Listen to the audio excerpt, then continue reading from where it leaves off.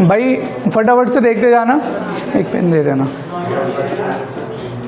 फटाफट से देखते जाना। हम लोगों को पढ़ना था कैटालिटिक प्रॉपर्टी। जैसे कल आप लोगों से एक क्वेश्चन पूछा था कि क्यों डी ब्लॉक जो होते हैं मैक्सिमम ऑक्सीडेशन स्टेट दिखाते हैं, या फिर डी ब्लॉक क्यों कोऑर्डिनेशन कंपाउंड बनाते हैं। इसी तरीके से आएगा कि जो डी ब्लॉक है क्या वो कैटालिटिक प्रॉपर्टी दिखाते हैं कि नहीं दिखाते। तो डी ब्लॉक जो है बेटा कैटालिटिक प्रॉपर्टी दिखाते हैं। कैटालिटिक प्रॉपर्टी का मतलब क्या है? कैटालिटिक प्रॉपर्टी का ये मतलब है, मैंने आपको पहले भी बताया था, ये रिएक्शन में जा रहे होंगे, रिएक्टेंट को प्रोडक्ट बनवा रहे होंगे, पर खुद रिएक्शन में इन्वॉल्व नहीं हो रहे होंगे। मतलब अगर आपने 10 किलो कैटलिस्ट लिया है तो बाद में भी वो कितना ही रहेगा, 10 किलो। वो रिएक्टेंट की रेट को बढ़ा देगा। पहले मान लो कि 10 रिएक्टेंट से 10 प्रोडक्ट बनते थे 1 मिनट में, जब आपने कैटलिस्ट डाल दिया तो 10 रिएक्टेंट से 10 प्रोडक्ट बनेंगे, 10 रिएक्टेंट से 10 लाख प्रोडक्ट बनेंगे 1 सेकंड में। इतना ज़्यादा रेट ऑफ रिएक्शन बढ़ा सकते हैं इस कैटलिस्ट की, इतनी औकात है। आप समझ रहे हो मेरी बात? पर ये खुद कभी भी कंज्यूम रिएक्शन में नहीं होगा। वही लिखा देखो, ए और बी मान लो रिएक्टेंट है, ये कैटलिस्ट के पास गए, दोनों के बीच में क्या बनवा देगा, बॉन्ड। अब देखो आपको मिल गया प्रोडक्ट जिसमें ए बी मिला हुआ है और कैटलिस्ट अपना अलग हो गया, जैसे पहले कैटलिस्ट पड़ा हुआ था। समझ गए?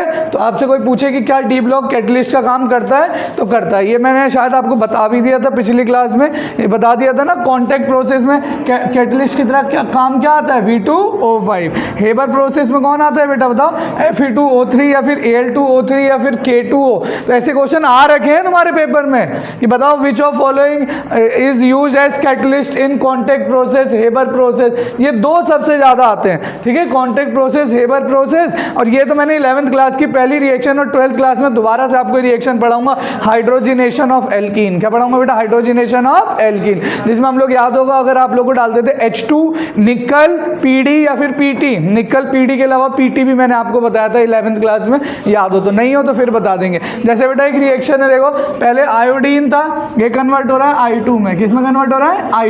I2 मतलब इसके ऊपर ऑक्सीडेशन स्टेट कितना है, 0, और यहाँ पे I-1 है, मतलब इसके ऊपर कितना ऑक्सीडेशन स्टेट है, -1।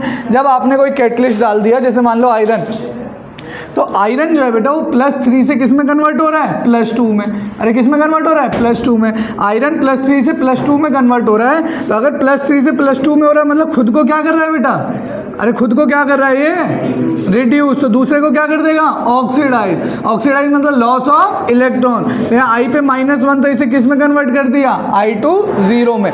बस इसी रिएक्शन को इसने क्या किया है, फास्ट कर दिया। क्या कर दिया बेटा, फास्ट। जो रिएक्शन अपने आप हो रही थी स्लो, उसे फास्ट कर दिया किसने, Fe3+ ने। किसने बेटा, Fe3+ में। अब जैसे देखो ये Fe2+ है, Fe2+, ये खुद किस में कन्वर्ट हो रहा है, Fe3+ में। तो ये इसको चेंज करवा रहा होगा, H2O8 पहले आप चाहो तो यहाँ पे इसका ऑक्सीडेशन स्टेट निकाल लेना। मुझे बताओ आयरन का +2 से +3 जा रहा है, मतलब खुद का क्या हो रहा है, ऑक्सीडेशन। तो इसको क्या करवा रहा होगा, रिडक्शन। आप निकाल के देख लो इसका ऑक्सीडेशन नंबर। तो यहाँ तक मैंने आपको पढ़ा दिया था, है ना। अब देखो catalytic activity of transition metal and their compound is described as. Catalytic activity transition metal की क्यों होती है बताओ? क्या मैग्नेटिक बिहेवियर की वजह से होती है, अरे बोलो, क्या केमिकल रिएक्टिविटी की वजह से होती है, या अनफिल्ड डी ऑर्बिटल की वजह से होती है, या फिर ability to multiple oxidation state की वजह से होती है? अभी हमने 2 ही क्वेश्चन देखे, एक में ऑक्सीडेशन हो गए +3 से +2 में हो रहा है, एक में +2 से +3। क्यों? क्योंकि भाई बहुत सारे ऑक्सीडेशन स्टेट दिखाते हैं ना, तो ये अपने आप को जिस मन से, जिस कंडीशन के अकॉर्डिंग ऑक्सीडेशन स्टेट चेंज करा लेते हैं। 2 से 3, 2 से 4, 4 से 5, 2 से 5, 2 से 6, 2 से 7, 7 से 2, 7 से 4। तो इतने सारे अगर किसी के पास वेरिएबल ऑक्सीडेशन स्टेट है तो बहुत सारी रिएक्शन को कैटलाइज करा सकते हैं, बहुत सारी रिएक्शन को ऑक्सीडाइज करा सकते हैं, रिड्यूस करवा सकते हैं। तो इसका आंसर क्या होगा बेटा, क्योंकि इसके बहुत सारे क्या है, वेरिएबल ऑक्सीडेशन स्टेट। तो ये चीज़ आप लोग याद रखना, ठीक है। चलो इसके बाद देखो in the manufacturing of H2SO4 sulphuric acid बनाने में, मतलब सल्फ्यूरिक एसिड बनाने में इसका मतलब कौन से प्रोसेस की बात कर रहा है बेटा, ये नहीं पता है सल्फ्यूरिक एसिड वाला आपको? अरे बताया तो है, सल्फ्यूरिक एसिड वाला आपको बताया ना, कांटेक्ट प्रोसेस में क्या बनता है बेटा, सल्फ्यूरिक एसिड। तो अगर कांटेक्ट प्रोसेस ये रहा ना, SO2 से SO3 बन रहा है, इसमें जैसे वाटर डालते हैं हम लोग क्या बन जाता है, H2SO4। तो कांटेक्ट प्रोसेस में क्या बन रहा होता है, सल्फ्यूरिक एसिड। ऐसी हेबर प्रोसेस में क्या बन रहा होता है, अमोनिया। समझ गए? तो बताओ सल्फ्यूरिक एसिड बनाने में कौन कैटलिस्ट की तरह यूज कर रहा था, अरे किसको यूज किया था हमने, V2O5 लिखा होगा ना, ये रहा देखो कांटेक्ट प्रोसेस। आप SO3 से कंफ्यूज हो गए, इसका जो एंड प्रोडक्ट होता है बेटा वो सल्फ्यूरिक एसिड होता है। क्या होता है, सल्फ्यूरिक एसिड। इस SO3 में हम लोग वाटर जब डालते हैं तो किस में कन्वर्ट हो जाता है, H2SO4 में। तो आपसे कभी कोई पूछ दे, नेम से आ सकती है वो रिएक्शन, ठीक है, कंफ्यूज किया जा सकता है थोड़ा बहुत, तो उसको अच्छे से नेम रिएक्शन याद कर लेना, ठीक है। ये छोड़ के मत जाना कि अब तो P ब्लॉक कट गया है तो क्यों ही पढ़। देखो भाई बहुत आसान सा टॉपिक है, इसलिए मैं फटाफट से खत्म करवा दूंगा इसको। बहुत सिंपल सी बात है, formation of interstitial compound. Formation of interstitial compound का क्या मतलब है बेटा, आप लोगों ने एक चैप्टर अब कट गया है, पहले 11th क्लास में चैप्टर 1 पढ़ाते थे जब हम लोग, तो हम पढ़ाते थे इस तरीके से, देखना ध्यान से फटाफट देखो।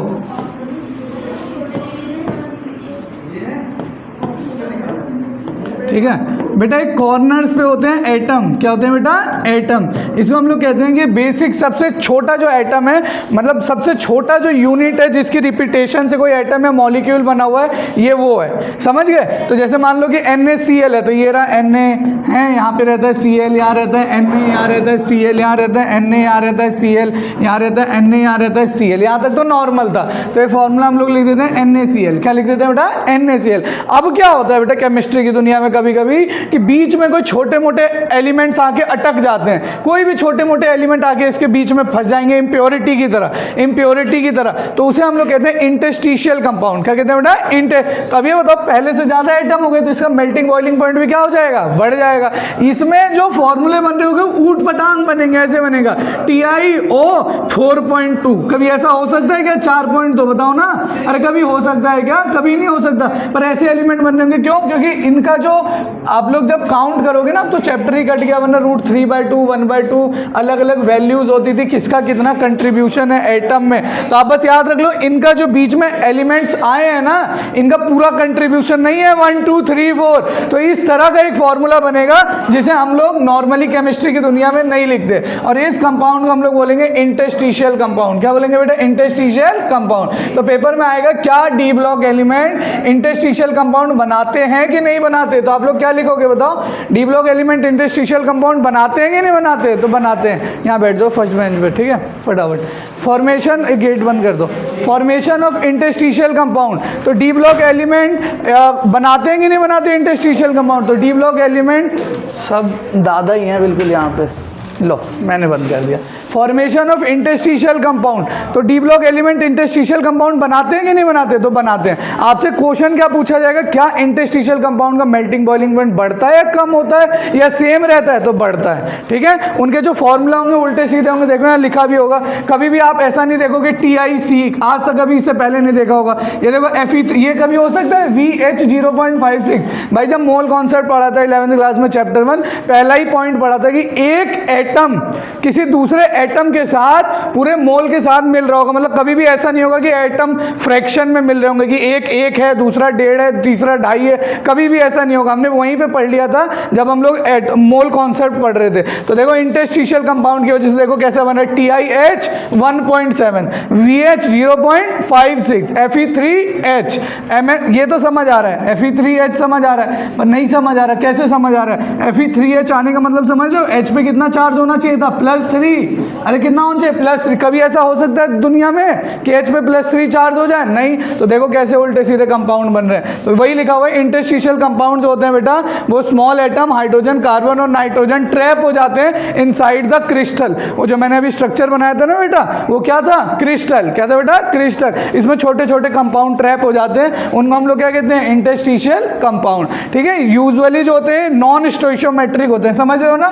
नॉन स्टोइशियोमेट्रिक स्टोइशियोमेट्री देख रहे हो, यहाँ पे स्टोइशियोमेट्री फॉलो नहीं हो रही भाई, ये समझा ही नहीं पाएंगे, ये तो कभी हो ही नहीं सकता दुनिया में। तो हम लोग कहते हैं कि नॉन स्टोइशियोमेट्रिक कंपाउंड होते हैं और टिपिकली आयोनिक, और ना तो हम लोग बोलते हैं उसे जनरली कोवेलेंट होते हैं। तो आप इस पॉइंट को याद रखना। मेनली आपसे जो क्वेश्चन पूछा जाएगा, मैंने आपको पॉइंट बता दिया है कि यही क्वेश्चन आएगा यहाँ से कि इंटरस्टिशियल कंपाउंड का हाई मेल्टिंग और बॉइलिंग पॉइंट होता है प्योर मेटल से। तो ये क्वेश्चन आपको करना पड़ेगा, वहाँ पे या तो ऑप्शन में लिखा होगा या एक्सप्लेनेशन पूछेगा या क्वेश्चन पूछेगा, मुझे नहीं पता।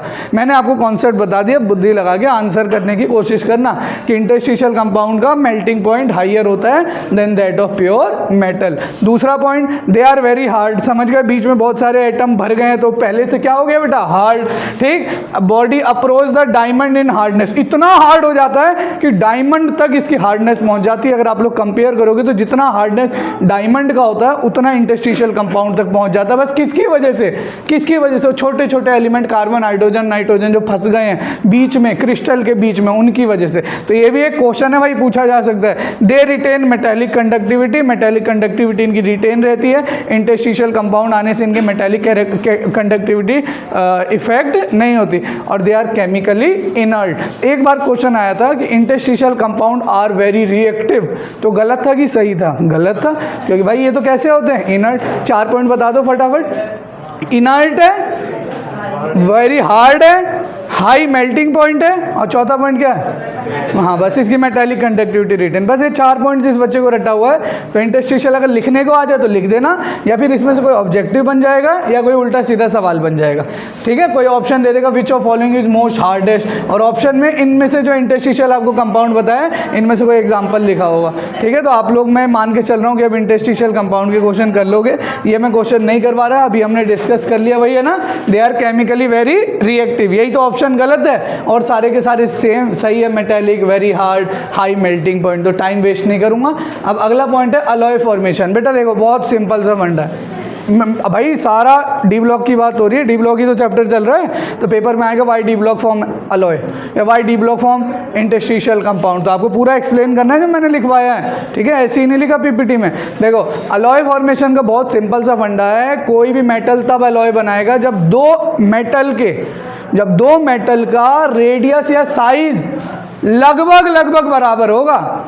मतलब इन्होंने लिखा होगा 15% के आसपास लिखा है ना, देखो 15% के आसपास रेडियस, पर छोड़ो ना 15%, नहीं तुम्हें 15% याद, कोई दिक्कत नहीं। अगर दो मेटल का रेडियस लगभग सेम होगा तो दोनों मिलके क्या बना रहे होंगे, अलॉय। क्या बना रहे होंगे, अलॉय।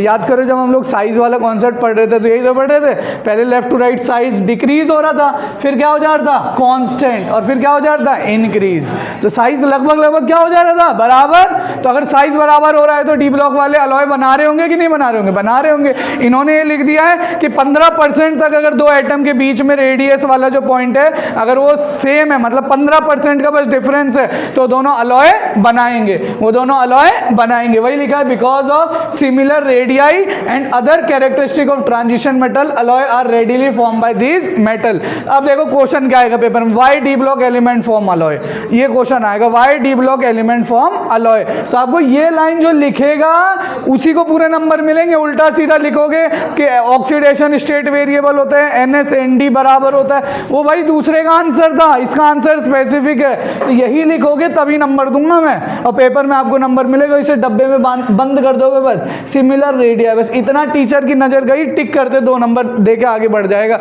जो भी टीचर तुम्हारा पेपर चेक कर रहा होगा। अब देखो, जैसे एक एग्जाम्पल है ब्रास, तो 2 चीजों से मिलके बना हुआ है, कॉपर और जिंक। शायद चैप्टर 1 में मैंने लिखवाया था क्या, सोल्यूशन में लिखवाया था आप लोगों को। इसी तरीके से ब्रॉन्ज, क्या है बेटा, ब्रॉन्ज किस 2 चीजों का बना हुआ था, कॉपर और टिन।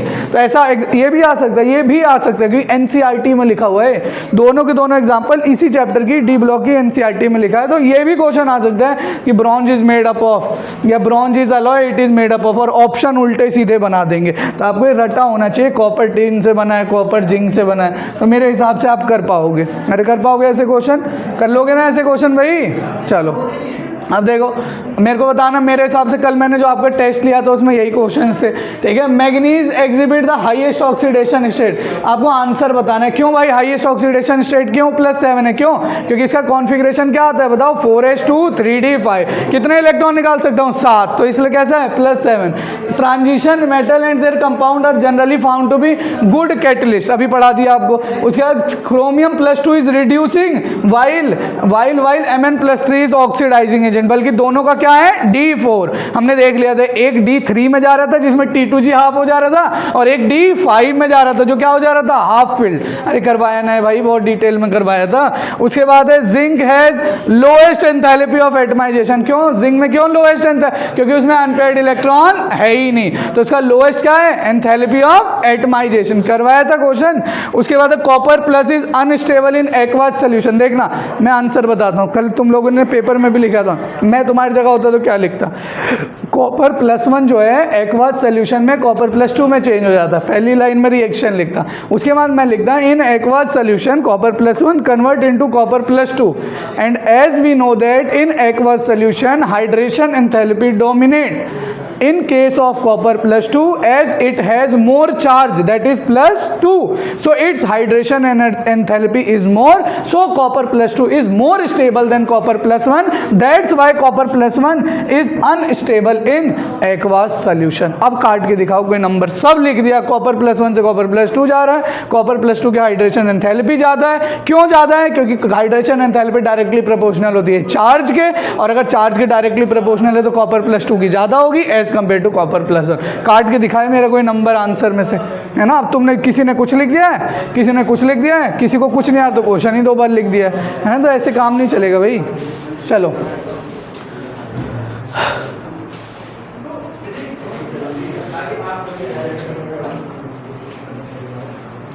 देखो भाई, देखना मेरे हिसाब से जो चीज़ मैं पढ़ाने जा रहा हूँ इसमें 3-4 चीज़ आपको ऑलरेडी आती होगी। मेटल के ऑक्साइड कैसे होते हैं, एसिडिक या बेसिक? अच्छा नहीं आता, बेसिक। और नॉन मेटल के ऑक्साइड एसिडिक। और एम्फोटेरिक का क्या मतलब होता है? दोनों, जो एसिडिक भी और बेसिक। तो देखो मेरे को जो ट्रिक याद है, मैंने तो ऐसे याद कर रखा था, सुनो जनाबे आली वे सब पंजाबी मन से गाते हैं और ऐसे करते हैं, ये हो गए सारे एम्फोटेरिक ऑक्साइड खत्म। सुनो मतलब SN, जनाबे मतलब ZN, बे मतलब BE, आली मतलब AL एल्यूमिनियम, समझ गए। तो मेरा तो खत्म हो गया। PPT में जो लिखा है मैं आपको उसके अकॉर्डिंग बता दूंगा, ठीक है। मैं आपको PPT के अकॉर्डिंग बता दूंगा, और आप चाहो मेरा वाला लिखना तो आप वो भी लिख सकते हो। सुनो जनाबे आली वे सब पंजाबी मन से गाते हैं और ऐसे करते हैं। ऐसे मतलब AS एलिमेंट है एक D ब्लॉक में, करते हैं वो सारे के सारे एलिमेंट है। चलो देखो बेटा फटाफट से ध्यान से समझते जाना, क्वेश्चन यहाँ से भी आएगा। मैं तुम्हें बता रहा हूँ 80 से 75% हम चैप्टर खत्म कर चुके हैं, लास्ट के 20% में। पर किस्मत अगर तुम्हारी खराब हुई तो शायद पहले के 75% में कोई 1-2 नंबर का क्वेश्चन आ जाए, और जो अगला पार्ट पढ़ने जा रहे हैं उसमें से 4 नंबर का क्वेश्चन आ सकता है K2Cr2O7 या KMnO4 में से। तुम्हें अगर यकीन नहीं है तो अभी तुम लोग स्कूल के पेपर दो, तो मेरे से आगे बोलोगे भैया K2Cr2 वाला क्वेश्चन आया है, KMnO4 वाला क्वेश्चन आया जो आपने हमें बताया था। तो अभी कंटिन्यूस चल रहा है, तो सीरियसनेस D ब्लॉक में मेंटेन रखनी है। ये नहीं कि लास्ट का पार्ट है तो इंपॉर्टेंट है, बहुत इंपॉर्टेंट है। जितना आज तक पढ़ा उसमें जो पहले का पार्ट पढ़ा था वो इंपॉर्टेंट है। मैग्नेटिक मूवमेंट, अलॉय क्यों बनाता है, इंटरस्टिशियल कंपाउंड क्या होता है, ठीक है, वेरिएबल ऑक्सीडेशन स्टेट क्यों दिखाता है, कॉपर प्लस का बताओ, Mn का बताओ, Mn+2 कौन ऑक्सीडाइजिंग कौन reducing, aqueous medium, hydration enthalpy, ये सब इंपॉर्टेंट था। पर जो आगे पढ़ने जा वो एक अलग पार्ट था, अब ये एक अलग पार्ट है। D ब्लॉक के अब हम कंपाउंड्स की तरफ बढ़ गए कि D ब्लॉक में कौन कौन से कंपाउंड्स बनते हैं। और तीसरा पार्ट हम लोग पढ़ेंगे F ब्लॉक। क्या पढ़ेंगे? F block. और 2 क्लास में हमारा मोस्ट प्रोबेबली इसके बाद खत्म हो जाना चाहिए चैप्टर। इधर देखो फटाफट से देखते जाना, खत्म करेंगे। देखो मैं कह रहा हूँ ऑक्साइड और ऑक्सो एनायन ऑफ मेटल के बारे में पढ़ रहे हैं। ये ऑक्साइड जनरली क्या होते हैं बेटा, these oxide are generally form by reaction of metal with oxygen at high temperature. अगर आपको मेटल के ऑक्साइड बनाने तो हम लोग कैसा कंडीशन देते हैं, हाई टेम्परेचर। तो मेटल प्लस ऑक्सीजन मिलकर क्या बना रहा है बेटा, MO। अगर MO बना रहा है मतलब मेटल पे कितना चार्ज रहा होगा बता सकते हो आप लोग, +2। क्यों? क्योंकि ऑक्सीजन पे भी कितना होता है, -2। तब क्या फॉर्मूला बनेगा, MO। पर देखो ऐसा नहीं होगा, क्यों नहीं होगा, इसके पीछे का रीजन जानो। All the metal except scandium form MO, मतलब कि सारे के सारे सारे MO नहीं बना रहे होंगे, केवल एक नहीं बनाएगा, वो स्कैंडियम। कौन बच्चा बताएगा मुझे स्कैंडियम क्यों नहीं बनाएगा? स्कैंडियम पे कितना चार्ज होता है? +3, ऑक्सीजन पे -2, तो स्कैंडियम कभी भी ऑक्साइड नहीं बनाएगा, क्योंकि स्कैंडियम पे आएगा +3, ऑक्सीजन पे कितना आएगा? -2, तो जो फॉर्मूला बनेगा वो बनेगा Sc2O3, तो नहीं बना हमारा ऑक्साइड। ऑक्साइड का मतलब तो केवल मेटल और ऑक्सीजन, तो वही लिखा हुआ है स्कैंडियम। अब देखो कितना अच्छा सवाल है, अभी पेपर में तुम्हारे बना देंगे, विच of following do not form metal oxide. तो जो बच्चा क्लास आ रहा है, जो समझ गया, वो बस एक बार क्लिक करने की देरी थी, वो पेपर में भी तुम्हारे क्लिक कर जाएगा ऑप्शन। अगर क्लास आए हो, शब्दों को मेरे सुना है, तो क्या पता किस्मत से सवाल आ जाए, तुम ना भी पढ़ के गए हो, अगर तुमने क्लास सीरियसली अटेंड की है तो आप टिक कर दोगे आज से 6 महीने बाद पेपर में, जिस भी पेपर में बैठोगे, जिस भी पेपर में। बोर्ड के बाद भी 5-6 पेपर हैं तुम्हारी लाइफ में, ध्यान रखना। तुम भले इस साल दो, अगले साल दो, 2 साल ड्रॉप लो, 10 साल ड्रॉप लो, 15 साल लो, कोई फर्क नहीं पड़ता, पर देना तो पड़ेगा ही। कहीं अगर एडमिशन चाहिए अच्छी जगह बिना पैसों के, तो चलो, तो ये याद रखना, विच आर आयोनिक, ठीक है बेटा। All as the oxidation number of metal increases, ionic character decreases. हमने बताया था ना आपको, जितना चार्ज बढ़ता है 11th क्लास में, उतना ज़्यादा कोवेलेंट कैरेक्टर बढ़ता था। क्यों? देखो भाई, किसी के ऊपर बहुत ज़्यादा चार्ज है, मान लो मेरे ऊपर +5 चार्ज है, मैं और इलेक्ट्रॉन लूज करना चाहूँगा, नहीं भाई, तुम बॉन्ड बना लो, कोवेलेंट बॉन्ड बना लो, वो चलेगा मेरे पास। अब कार्बन के पास बाहर 4 इलेक्ट्रॉन है, तो 4 इलेक्ट्रॉन लूज करता है क्या इतनी आसानी से? नहीं, वो क्या बना लेता है? 4 बॉन्ड। तो ये पॉइंट याद रखना, जैसे ऑक्सीडेशन नंबर बढ़ता है तो मेटल का जो आयोनिक कैरेक्टर है वो क्या होता है बेटा? डिक्रीज। चलो, इसके बाद in the case of Mn2O7 is a covalent green oil. भाई ये क्वेश्चन आते हैं पेपर में, सीधा क्वेश्चन आते हैं। ग्रीन ऑयल इज, ऑप्शन में उल्टे सीधे ऑप्शन दे देंगे, Mn3O5, Mn3O6, Mn2O7, तो जो सही वाला है आपको टिक करना है, तो रट लेना Mn2O7। मैं देखो इसीलिए पीपीटी लेके आया हूँ, क्योंकि इसमें बहुत कम कवाड़ा लिखा हुआ है, सारा एनसीईआरटी का डेटा है। जैसे जैसे मैं पीपीटी पढ़ रहा हूँ ना, मेरे सामने बिल्कुल एनसीईआरटी चलते जा रही है, जो मैंने एनसीईआरटी कम से कम 50 से 60 बार पढ़ी थी।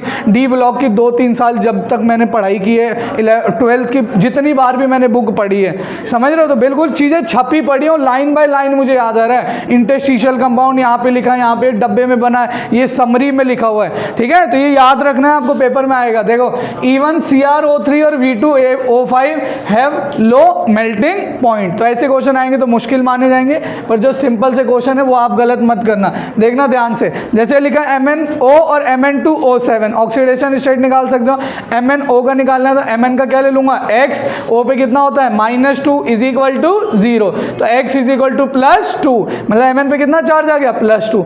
Mn2O7 का निकालना है तो कैसे निकालूंगा? Mn2 का है तो क्या लिखूंगा? 2X -14 इज इक्वल टू 0, तो X इज इक्वल टू +7। तो किसके ऊपर चार्ज ज्यादा है बेटा? Mn+7। तो पोलराइजिंग पावर भी किसकी ज्यादा होगी? Mn+7। भाई इसके ऊपर चार्ज ज्यादा है तो इलेक्ट्रॉन को जल्दी खींच पाएगा ना, अरे भाई +7 वाला इलेक्ट्रॉन को क्या करेगा? जल्दी खींचेगा, तो इसकी पोलराइजिंग पावर क्या होगी? ज्यादा। क्लास 11 में अगर तुम लोग को याद हो, मैंने इस तरीके से पढ़ाया था आप लोगों को बहुत अच्छी तरीके से, कि अगर आपके पास ये रही इलेक्ट्रॉन की डेंसिटी, अगर आपके पास इलेक्ट्रॉन की डेंसिटी यहाँ पे बनी हुई है, ठीक है, और यहाँ पे कोई एक मेटल है, उसके ऊपर चार्ज बहुत ज़्यादा है, तो इलेक्ट्रॉन को ये अपनी तरफ खींचता है इस तरीके से, मैंने आपको बताया था। फिर इसके ऊपर जितना ज़्यादा चार्ज होगा उतना ज़्यादा इसकी पोलराइजिंग पावर होगी, जितना कम रेडियस होगा उतनी ज़्यादा इसकी पोलराइजिंग पावर होगी। अगर आप लोगों को याद हो तो मैंने 11th क्लास में आप लोगों को ये चीज़ पढ़ाई थी, ठीक है, चैप्टर 3 में पढ़ाया था, पोलराइजिंग पावर करके एक टॉपिक पढ़ाए थे 11th क्लास में, जितने भी बच्चे यहाँ पे रहे होंगे।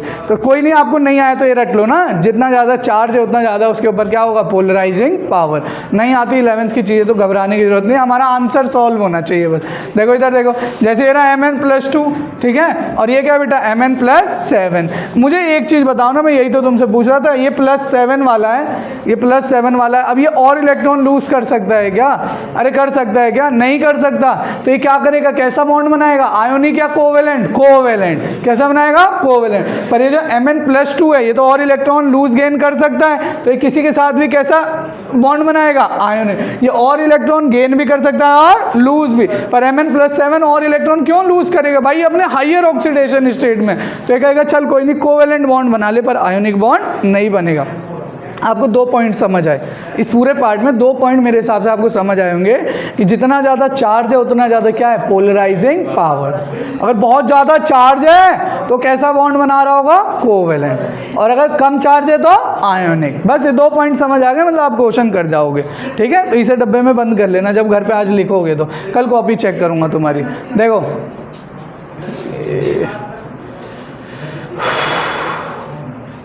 तो अच्छा पी ब्लॉक खट गया तुम्हारा, मेरी भी सांसें उखड़ दी, तुम्हारी भी।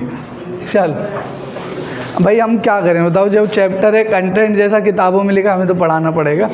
इसमें मेरे को पाप थोड़ी लगेगा भाई, पाप तो जिसने बुक लिखी है उसको लगेगा कि बच्चों के काम आ रहा है कि नहीं आ रहा है ना। मेरे तो आज तक भाई कभी काम नहीं आया, मतलब जब तक तैयारी की, जब तक ही काम था आंसर टिक करने का, आज तक मेरे डी ब्लॉक का मेरी ज़िंदगी में मेरे को आज तक तो इस्तेमाल नहीं आया। ठीक है, बस इतना तुम जान जाओ कि तेजाब है तो पीएच कम है तो हाथ जल जाएगा, समझो, मतलब इतना जानना बस ज़रूरी था, मुझे इतना लगता है। इससे ज़्यादा मुझे नहीं लगता कि बहुत ज़्यादा जानने की कोई ज़रूरत थी।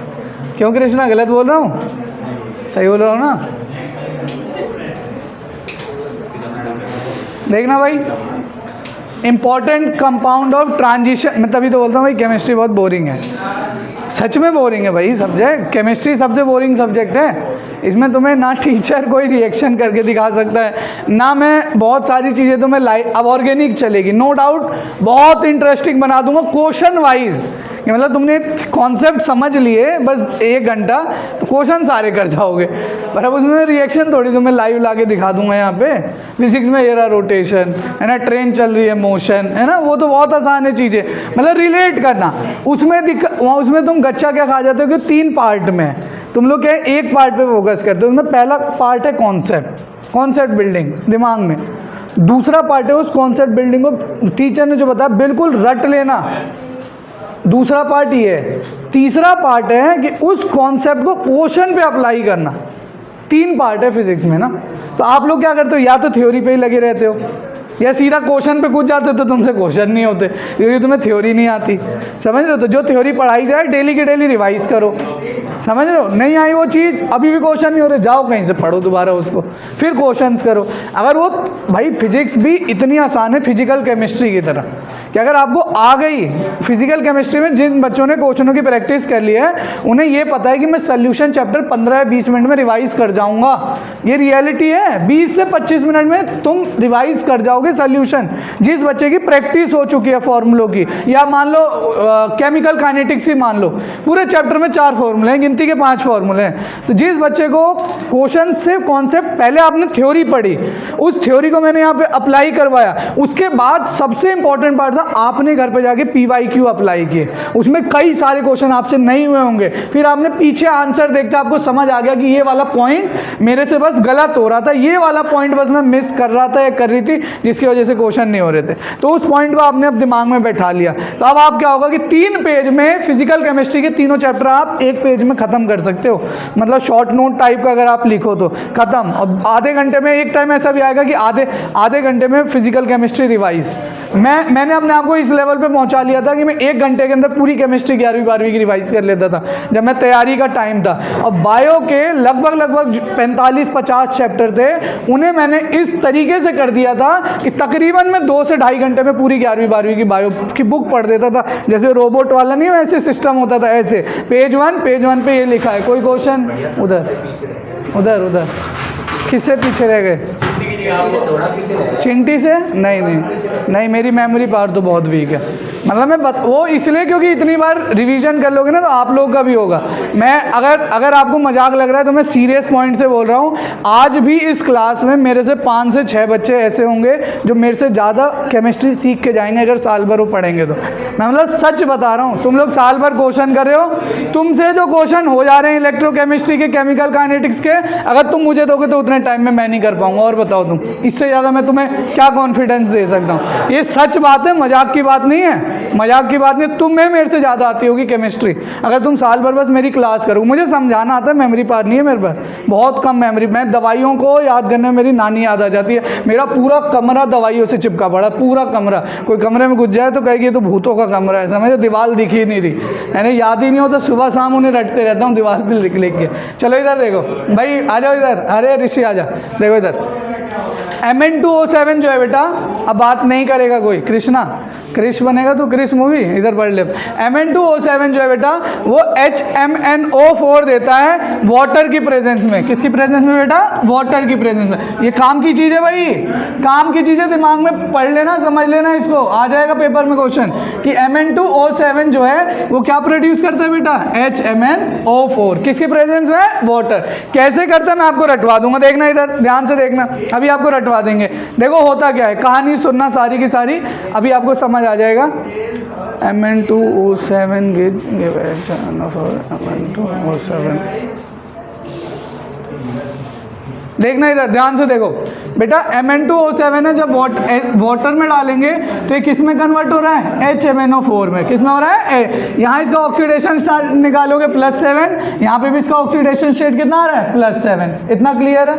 अरे नहीं रटना, जहाँ रटने की बात आएगी मैं बता दूंगा कि इसे याद रखना है, बस सुनते जाओ, कुछ जो काम की चीज़ होगी बता दूंगा। इसी तरीके से बेटा जो CrO3 होता है वो किस में कन्वर्ट हो जाता है? H2CrO4 में। जब हम लोग क्या डालते हैं बेटा? वाटर। क्या डालते हैं बेटा? वाटर। किस में कन्वर्ट हो रहा है? H2CrO4। इसका भी ऑक्सीडेशन स्टेट +6 है, इसका भी ऑक्सीडेशन स्टेट +6। अब समझना और रटना जो मैं पढ़ाने जा रहा हूँ, ठीक है, बस इसका काम था। इधर देखना ध्यान से भाई, अरे बिल्कुल आसान है, इतना घबराने की जरूरत नहीं। क्या लिख दिया भैया ने? KMnO4 है, आप बताओ K किस ग्रुप का है? फर्स्ट ग्रुप वालों पे कितना चार्ज आता है? +1। तो +1 आता है, मतलब अगर मैं तोड़ूंगा तो K पे कितना चार्ज आएगा? +1। MnO4 पे कितना आएगा? -1। क्लियर है? अरे क्लियर है। H2SO4 है, इसमें से एक H निकालूंगा। H पे हमेशा कैसा चार्ज आता है भाई? 99% of reaction of class 11th and 12th contain hydrogen in form of +1। Only one reaction in halo alkane on page 3rd। On page 3rd there is a reaction in which hydrogen is converted into H-।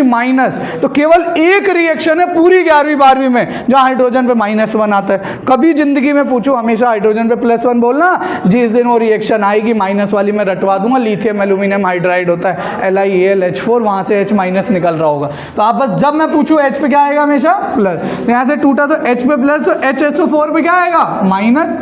अरे क्या आएगा भाई? Minus. अब हमें कुछ नहीं करना, MnO4 को किससे हमने जोड़ दिया? H से, और HSO4 से क्या जोड़ गया? K।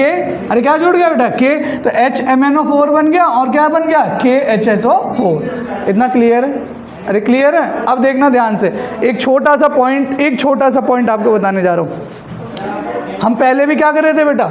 हमने वहाँ वाटर ऐड किया था, हमें वाटर रिमूव करना है। क्यों वाटर रिमूव करना है? वाटर रिमूव क्यों कर रहे हैं? देखना ध्यान से, वाटर इसलिए रिमूव कर रहे हैं क्योंकि हमें जो प्रोडक्ट चाहिए वो चाहिए Mn2O7। क्या चाहिए बेटा? Mn2O7। सारा खेल इसी का है। अब मुझे ये बताओ आप लोग कि अगर ये HMnO4 है और इसमें से मैं वाटर निकालना चाहता हूँ, अगर मैं वाटर निकालना चाहता हूँ तो इस फॉर्मूले में मुझे कितने हाइड्रोजन चाहिए? वाटर निकालना है तो कितने हाइड्रोजन चाहिए? 2। अरे कितने चाहिए भाई? 2। तो अगर मैं पूरे को 2 से मल्टीप्लाई करूंगा ना भाई, पूरे को किससे मल्टीप्लाई करूंगा? 2। तो ये हो जाएगा H2Mn2O8। अरे सही है कि गलत है? अब मैं यहाँ से क्या निकाल सकता हूँ? H2O। अरे क्या निकाल सकता हूँ? H2O। तो अब यहाँ से अगर आप लोग H2O निकाल दोगे, अगर यहाँ से H2O निकाल दोगे, ये समझ आ गया H2MnO8 कहाँ से आया? कैसे आया बताओ? यहाँ पे मैंने पूरे को किससे मल्टीप्लाई कर दिया? 2। क्यों? क्योंकि मुझे क्या निकालना है? वाटर। तो यहाँ से H2O निकल जाएगा, तो आप बताओ मेरे पास क्या बचेगा? बताओ। Mn2O7। समझ आ गया? अरे समझ आ गया कैसे बना? अरे पता चल गया ना कैसे बना? हमने क्या रिमूव किया है? वाटर। पर ये कैसे आया ये आपको समझ आया ना? इसे हमने किससे मल्टीप्लाई किया है? 2 से। तो यहाँ से हमें मिलता है Mn2O7। Mn2O7। तो ये चीज़ आपको याद रखनी है कि कभी भी ऐसा कोई रिएक्शन अगर आपसे पूछ दिया जाए किस तरीके से Mn2O7 बनता है, तो भाई एक तो बहुत आसानी से याद हो जाता है। कैसे याद होता है? आपको अगर मान लो कुछ नहीं याद आ रहा, H2SO4 हर बच्चे ने फॉर्मूला 9-10 से पढ़ा हुआ है तो याद रहता है। सल्फ्यूरिक एसिड यार याद रहता है ना। और KMnO4 भी डेली तो नहीं पर कभी ना कभी सुना है आपने। बस ये 2 लिख लेना। इसको तोड़ना आता है आपको? अरे आता है तोड़ना, तोड़ लोगे प्लस माइनस पे। इसीलिए कहा था कि बेसिक्स ऑफ केमिस्ट्री पढ़ लो, फिर दोबारा से तुम्हें मौका मिलेगा। अभी ऑर्गेनिक स्टार्ट होने से पहले 2 घंटे पढ़ाऊंगा, 3 घंटे बेसिक्स ऑफ केमिस्ट्री। दोबारा से।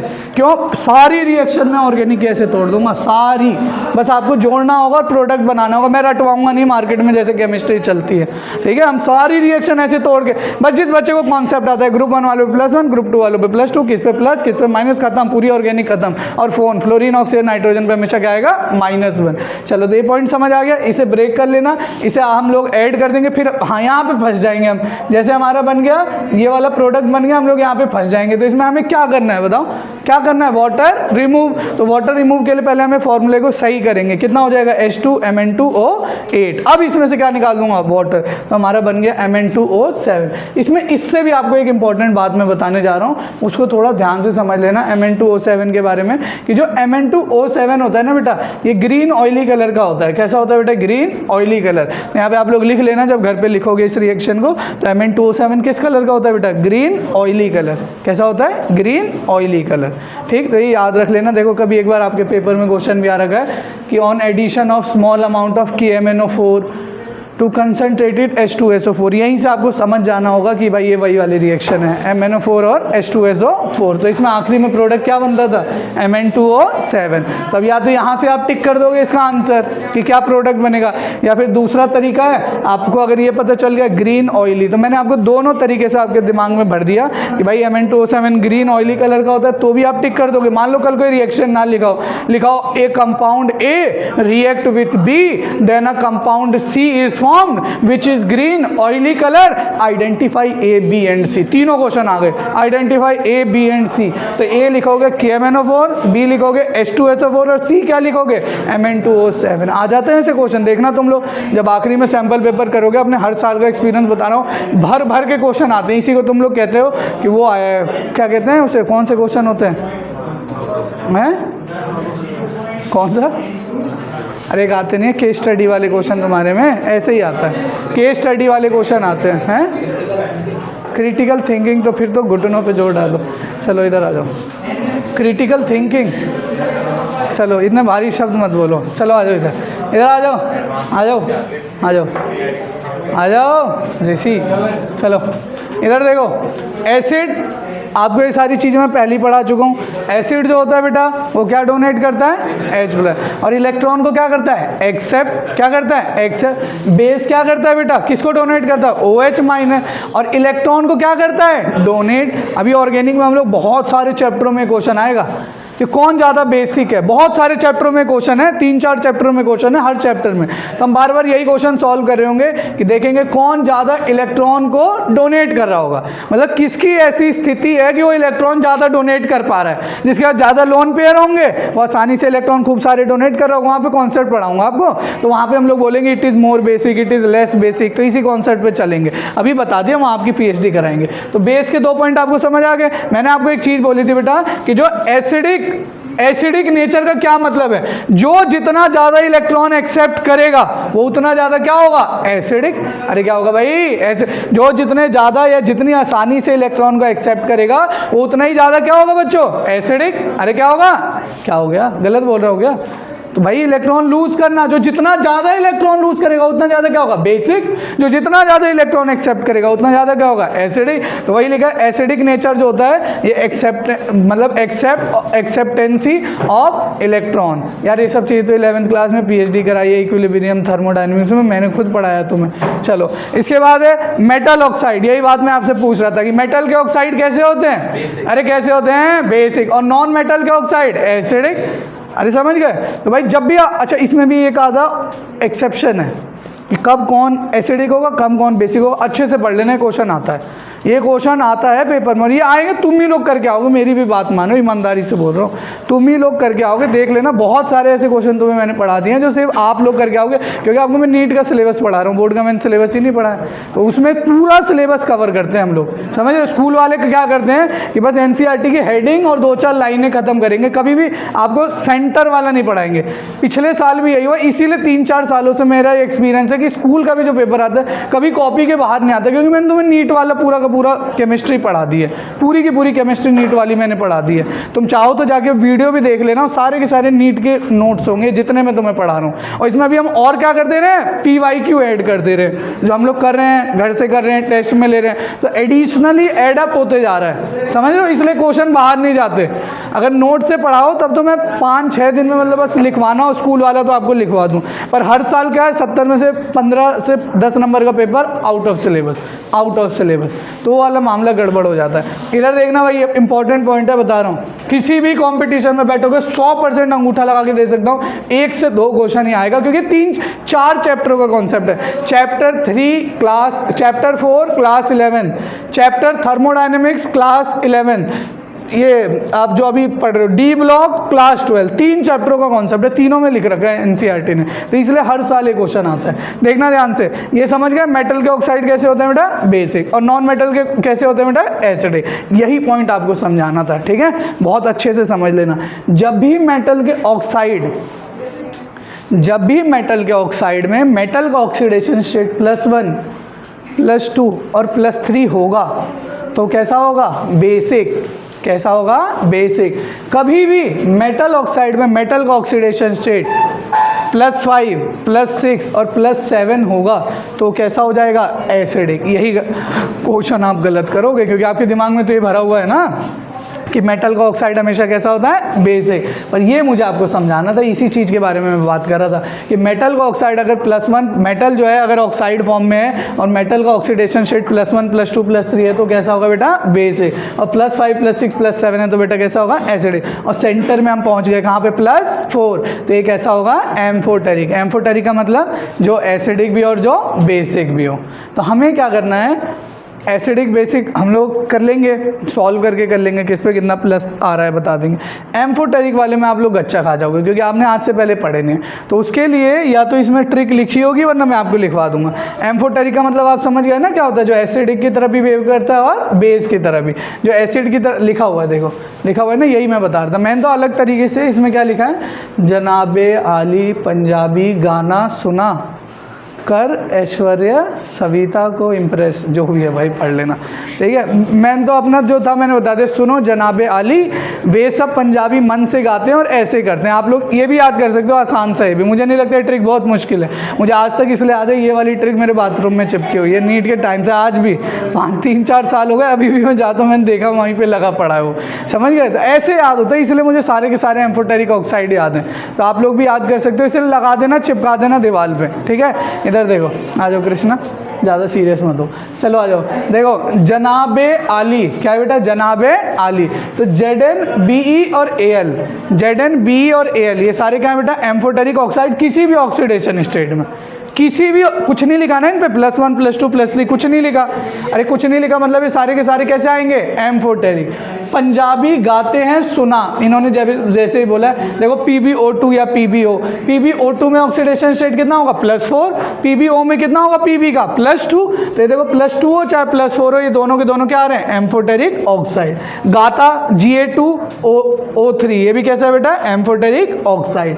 SnB, अब इनमें क्या है बेटा, इनमें केवल ये वाले एम्फोटेरिक ऑक्साइड हैं, अगर केवल ये जो ऑक्सीडेशन स्टेट लिखा है, अगर इनके अलावा अगर कोई ऑक्सीडेशन स्टेट आ रहा है तो पिछले पेज से कंपेयर करना कि +1, +2, +3 वाले कैसे थे मेटल के ऑक्साइड, अरे कैसे थे, बेसिक, और +5, +6, +7 वाले कैसे थे, एसिडिक, तो वहां से कंपेयर करना। पर अगर ये ऑक्सीडेशन स्टेट आपको मिलता है इनके ऊपर, तो ये आप क्या बताओगे, कौन सा ऑक्साइड है, एम्फोटेरिक। कैसे है बेटा, एम्फोटेरिक। जैसे मैं बताता हूँ है क्या, NCERT ने ये लिख रखा है, NCERT ने ये सब तुम्हें कुछ नहीं समझा है, ये सब कुछ नहीं समझा है, ना ये समझाया है ना ये समझाया, कुछ भी नहीं समझा है। NCERT ने सीधा आपको ये डेटा दे रखा है, NCERT का डेटा है, मैंने कहा था ना PPT में सब कुछ लिखा हुआ है NCERT का, यही एक अच्छी चीज़ है। देखो लिखा V2O3, ठीक है। अब ये बताओ वेनेडियम उसमें तो था नहीं, सुनो पंजाबी वाले में था क्या वेनेडियम, इसमें है क्या वेनेडियम, बताओ, है, पर किस स्टेट में था, +5, तब हम इसे क्या कह रहे थे, एम्फोटेरिक। अब मुझे बताओ यहाँ पे V2O3 पे कितना चार्ज आ रहा है, +3, अब मेटल पे +3 आता है तो मेटल का ऑक्साइड कैसा होता है, अरे बोल दो यार, अभी पढ़ गया, +1, +2, +3 वाले क्या आते हैं, बेस। समझ आया क्या क्वेश्चन था, मैं ये कह रहा हूँ कि वेनेडियम केवल किस में होना चाहिए बेटा, +5, तब उसे आप क्या बोलोगे, एम्फोटेरिक। अगर इसके अलावा कुछ आ आया तो अपनी बुद्धि पिछले पेज वाली, +1 +2 +3 एसिडिक, +5 +6 +7 बेसिक और +4 एम्फोटेरिक। समझ आ रहा है क्या कहना चाह रहा हूँ? और देखो और देखते जाना फटाफट। CrO, क्या इसमें Cr है कि नहीं है पहले बताओ? Cr है कि नहीं है? पर कौन सा वाला है? +3। अगर +3 में होता तो मैं क्या बोलता? एम्फोटेरिक। यहाँ पे देखो CrO है, तो CrO है मतलब क्रोमियम पे कितना चार्ज आएगा? +2। अगर +2 है मतलब ये कैसा होना चाहिए? बेसिक। अगर +3 होता तो क्या लिखता? एम्फोटेरिक। ये समझाना है मुझे, क्वेश्चन आ जाएगा इसमें से कुछ भी। अब भाई NCERT ने सीधा ये लेके इसके नीचे नाम लिख दिया, पर नियम तो ये कहता है कि तुम्हें टेबल रटना चाहिए। अब रटना तो कभी जिंदगी में पॉसिबल नहीं है 20-30 एलिमेंट। हाँ, कॉन्सेप्ट आता है तो आप ये क्या और भी चैप्टरों के सवाल कर सकते हो, किसी का भी सवाल आ जाए। अब देखो ये लिखा है V2O4, V2O4। तो V2O4 में ये बताओ वेनेडियम जो है एम्फोटेरिक केवल किस ऑक्सीडेशन स्टेट में? +5। यहाँ पे वेनेडियम पे कितना आ रहा है? +4। तो ये कैसा हो जाएगा? बेसिक। कैसा हो जाएगा? बेसिक। तो ये आपको कुछ है, जैसे Cr2O3 है तो इसमें 6 2 ये 3 पे आ गया, क्या आ गया? +3। क्या क्रोमियम +3 एम्फोटेरिक था कि नहीं था? बोलो ना। तो ये वाला क्या हो जाएगा? Cr2O3 क्या हो जाएगा बेटा? एम्फोटेरिक। तो इसी तरीके से लिख रहा। अब ये देखो V2O5 है, V2O5। अब V पे यहाँ पे कितना चार्ज दे रहा है? +5। अब मतलब ये क्या हो जाएगा? एम्फो। क्रोमियम 3 है मतलब कितना आ गया? +6। अगर +6 आ रहा है क्रोमियम पे, तो आपने क्रोमियम पे अगर +6 आता है तो कैसा होना चाहिए बताओ? अरे कैसा होना चाहिए? क्रोमियम पे +6 आएगा तो एसिडिक। कैसा होना चाहिए? एसिडिक। तो यहाँ से हमने कंपेयर करके बता दिए हैं सारे के सारे। मेरे हिसाब से समझ आया होगा। मैं फिर एक बार समराइज कर देता हूँ। मैं कह रहा हूँ कि अगर मेटल के ऑक्साइड +1 +2 +3 में होंगे तो कैसा होगा बेटा? बेसिक। +5 +6 +7 में होगा तो कैसा होगा? एसिडिक। वो +4 वाला नहीं बता रहे क्योंकि तुम्हारे दिमाग में कन्फ्यूजन क्रिएट कर रहे हो, हटा दो उसको। उसके बाद आ जाओ एम्फोटेरिक पे। एम्फोटेरिक वाले अगर तुम्हें याद हैं, अरे याद हैं तो लिख दोगे। और नीचे वालों पे स्पेसिफिक ऑक्सीडेशन स्टेट के साथ होने चाहिए।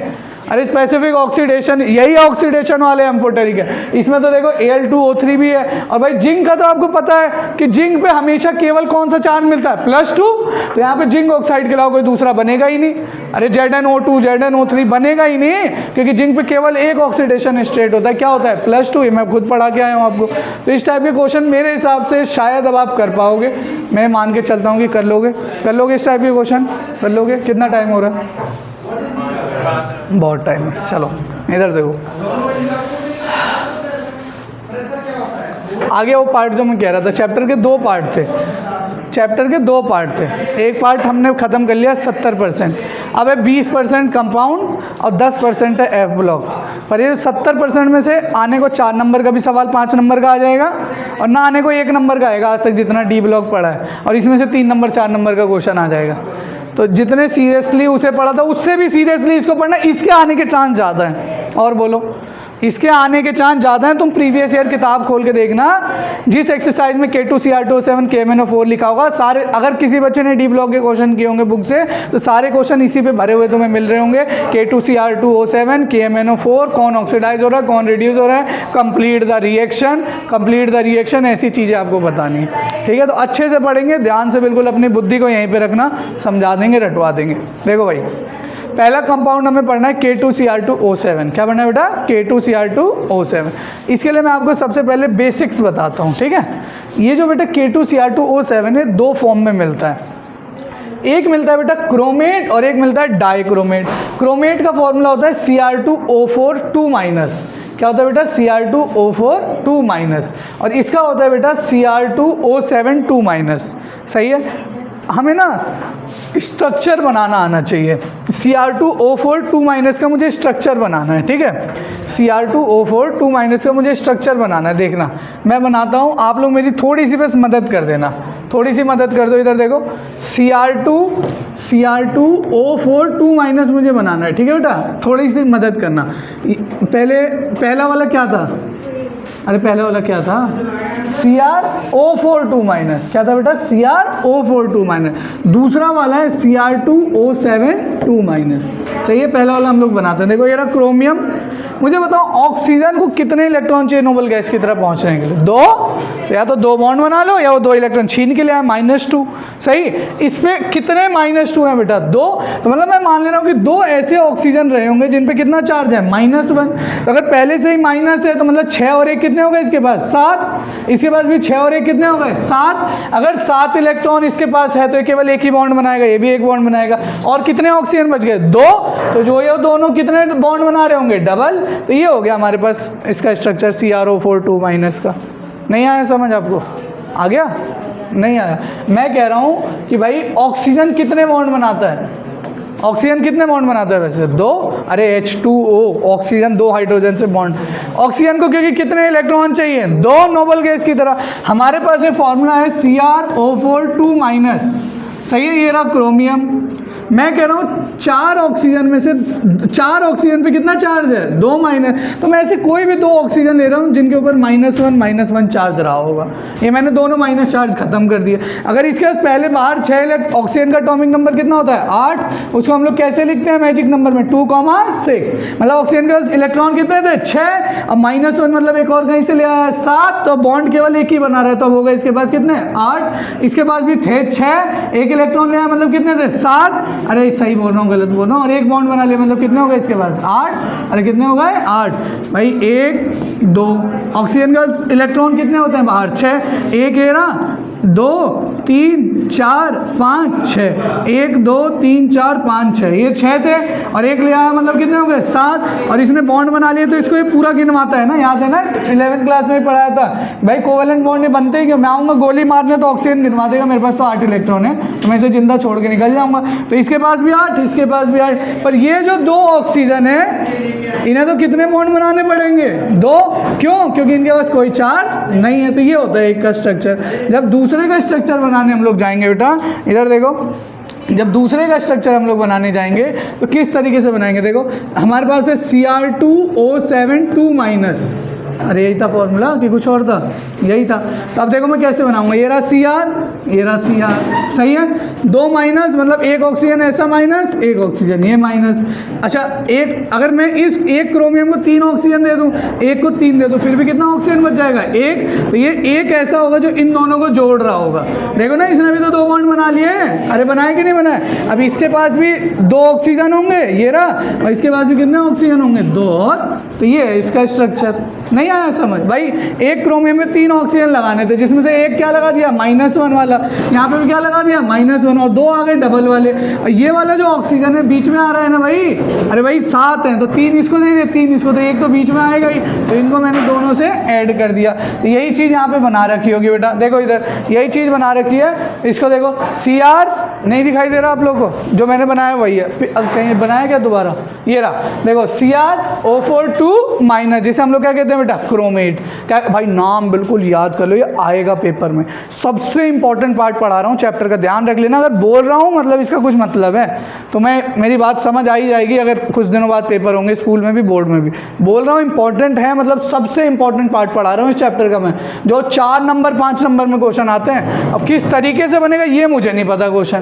तो CrO4 2- को क्या कहते हैं बेटा? क्रोमेट। क्या कहते हैं बेटा? क्रोमेट।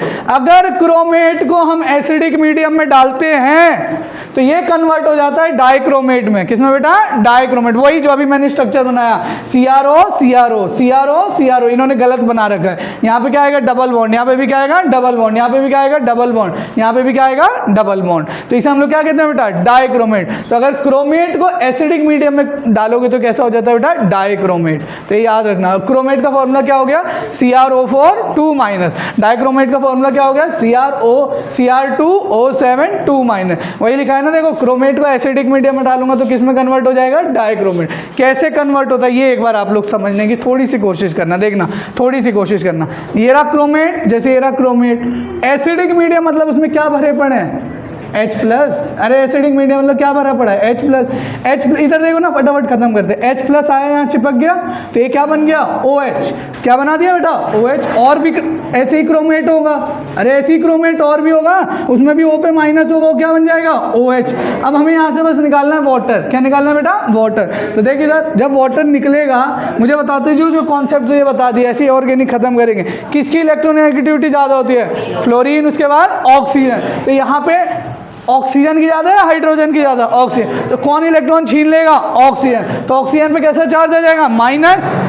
यहाँ से पूरा OH जा रहा है, मतलब ऑक्सीजन और क्रोमियम का बॉन्ड टूट रहा है। कौन ताकतवर है, ऑक्सीजन या क्रोमियम? ऑक्सीजन या क्रोमियम। तो ऑक्सीजन में यहाँ कैसा चार्ज आ जाएगा, माइनस। तो ये तो पूरा निकल गया। इस ऑक्सीजन पे कैसा चार्ज आया था, माइनस। अच्छा, यहाँ से जब ऑक्सीजन पे माइनस आया तो क्रोमियम पे कैसा आ जाएगा, प्लस।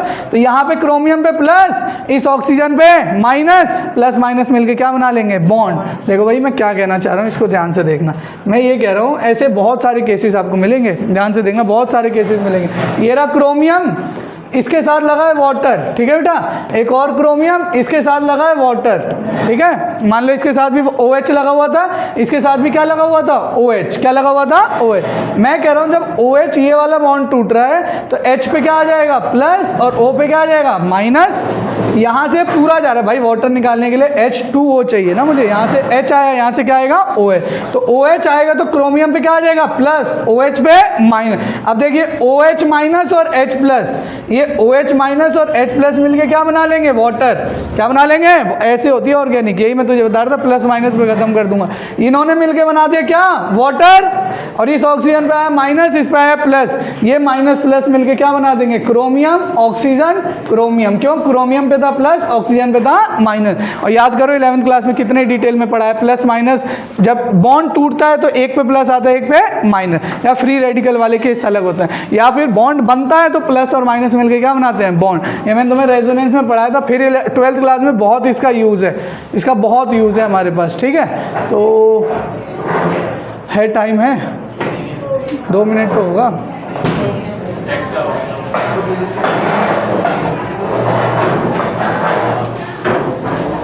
चलो अगली क्लास में बता देंगे।